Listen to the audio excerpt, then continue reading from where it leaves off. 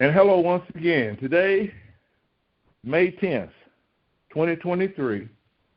This is recording number 519, entitled, That None Be Lost. That none be lost. Nada, zilch. When I get home, I got it all. I got everything I started out with. I got everything I went out to get. That none be lost. In the past, I've considered myself somewhat of a teacher and trying to raise the consciousness of those who listen. I have since, in a sense, graduated from that, for I realize I am not a teacher.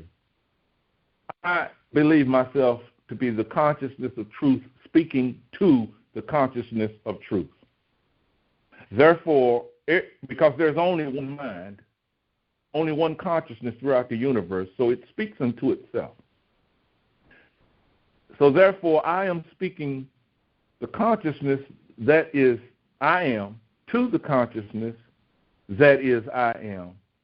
And therefore, at the level of receptivity, shall those who hear accept and continue to build the house appropriate for God or illumined consciousness to dwell in, to be housed in. And when matured along the pathway of maturity, one will speak from that maturity. You'll have no other choice. You'll find yourself in situations where you can either tell somebody you agree with them even though you don't, or you can speak from the consciousness that is, irrespective of what the tort may be. To further, or to just go on, that none be lost. That's the intent. Men go to war and they fight, and it is their hope that none be lost, that they were able to go in.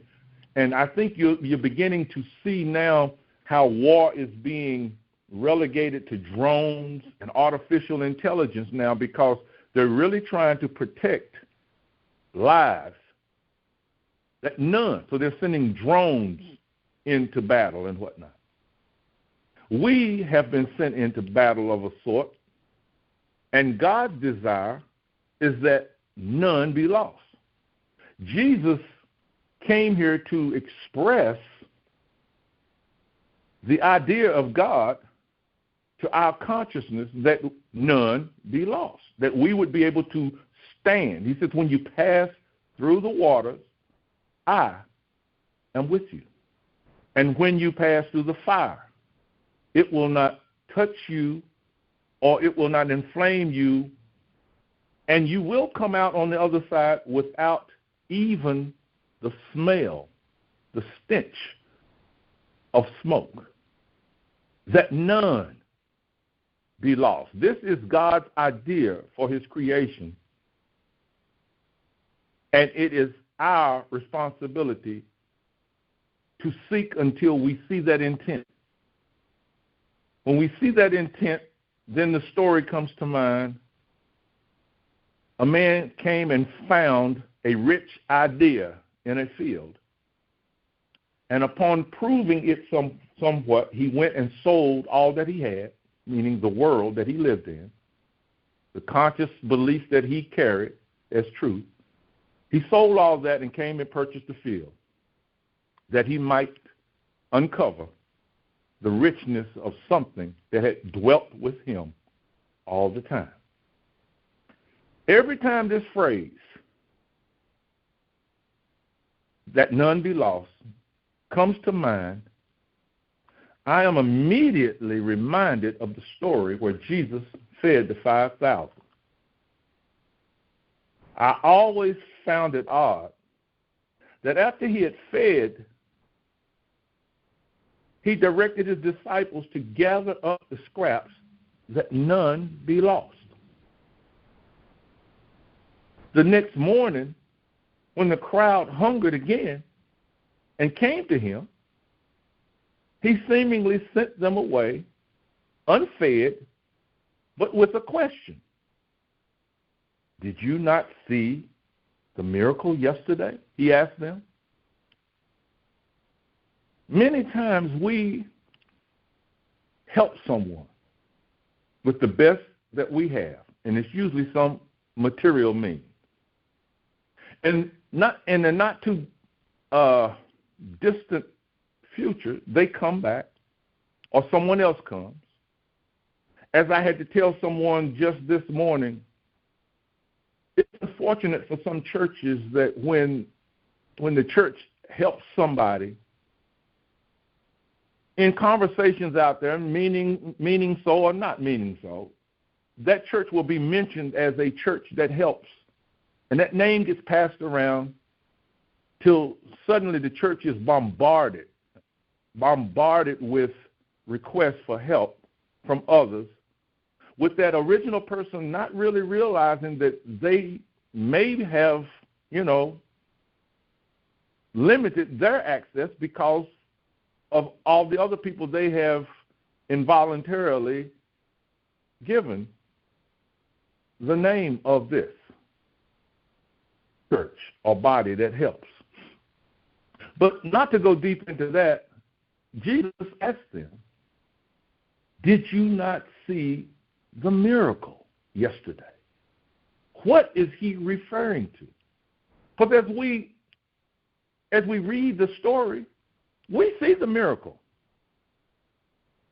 And we know that 5,000 men, not counting women and children, they individually knew that they did not have means to feed themselves because maybe they just gathered just to hear this man, and it took so long, or whatever. Why were they in the wilderness? That when they realized they were hungry or needed to feed themselves, they knew they had no food. And yet here comes the 12 disciples now, feeding them. We know Jesus had not planned in the sense of how we plan things. I'm going to go out here and I'm going to preach to 15,000 people maybe, and I'm going to feed them all to show them a miracle. But the bottom line was, when they came hungry again, he did not feed them, but he asked them a question. Did you not see, perceive, understand the miracle, the provision? You see, usually churches see miracles, but illumined consciousness sees provision, the presence of God, always there, watching over its creation, that it would be honored instead of the form taken or the action taken. Surely the scraps that had been gathered were still available for consumption the next morning, or he could have simply done what? Fed them again. But he didn't. This is what has always intrigued me about this story.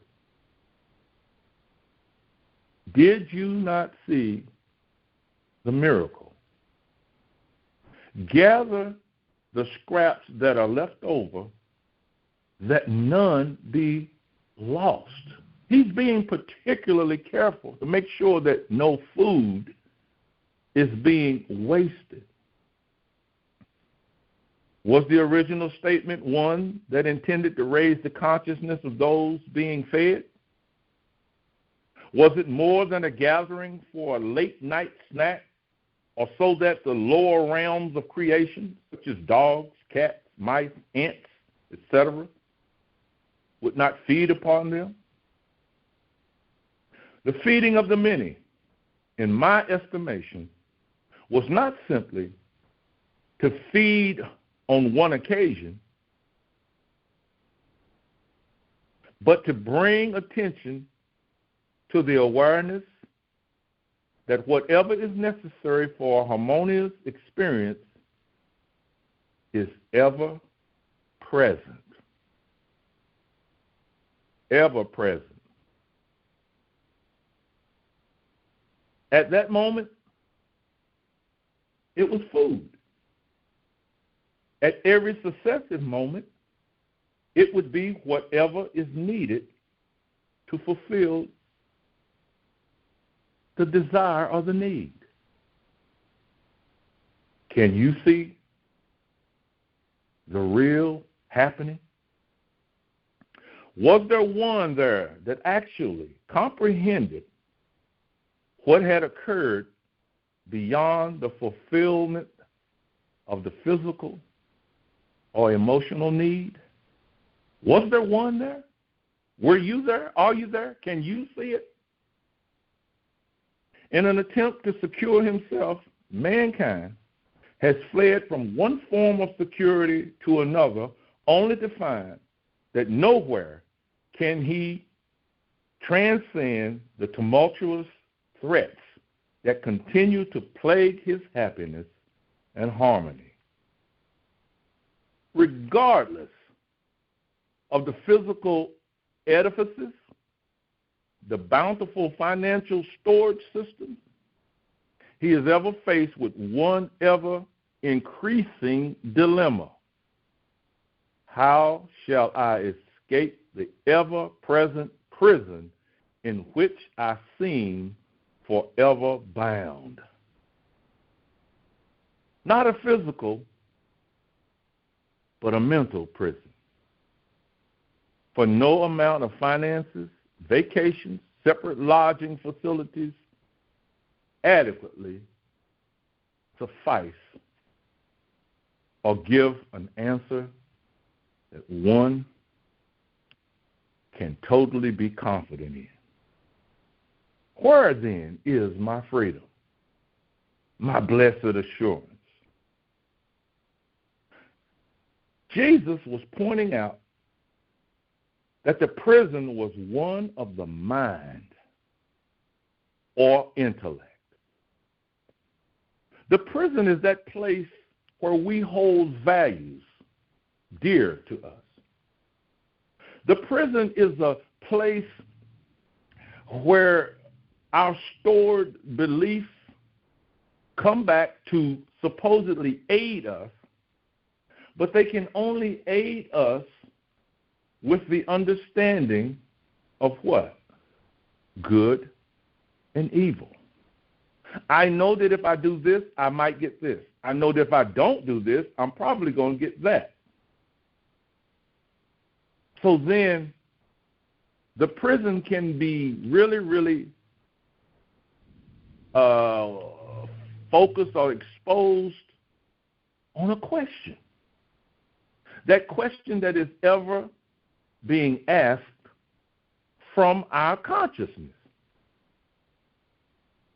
Where is my freedom? Except it be found in the one place he neglects to seek it, mankind will always seek outside of himself. He or she will always ask outwardly, never realizing that the assistance given outwardly will never supply adequately.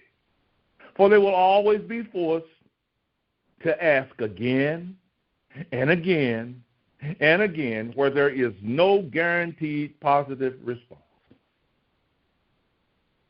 I trust that you now see, where is my freedom?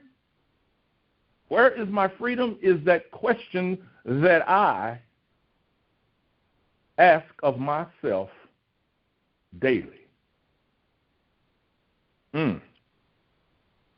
Until I can answer that question, and where are all questions answered? They're never answered outside.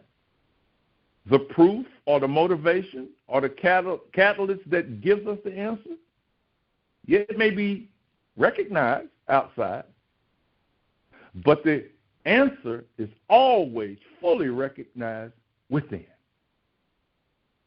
I can see now your mind is actually focusing in now on, I must answer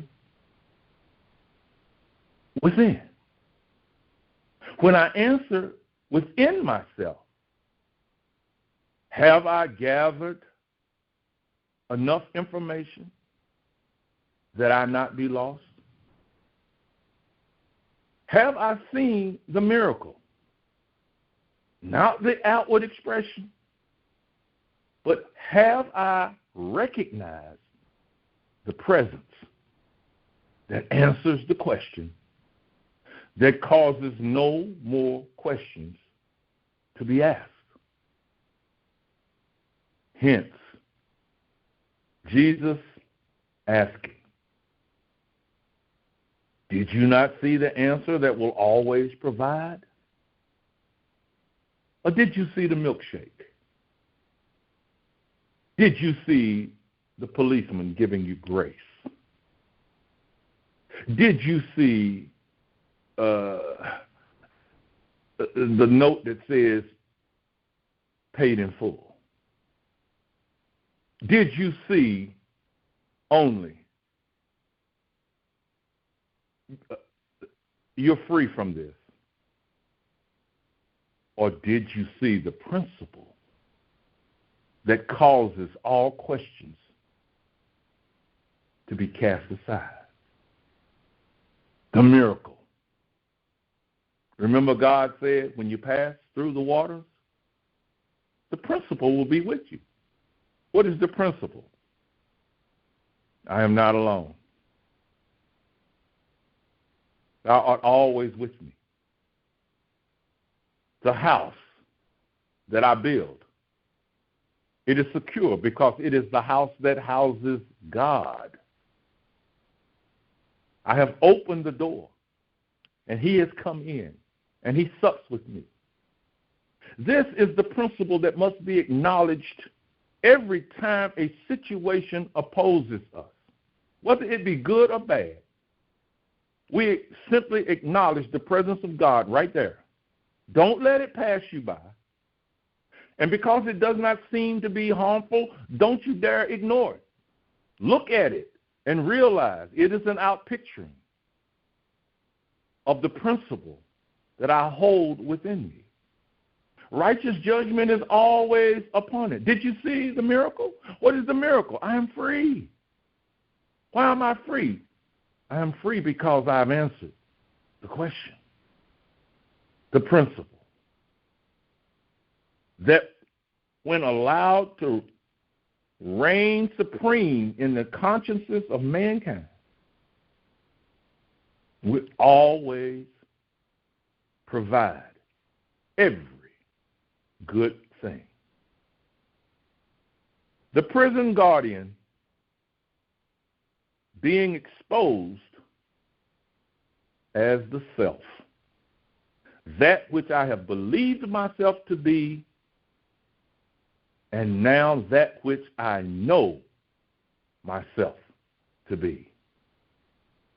The remedy that casts out the strong man and sets the prisoner free.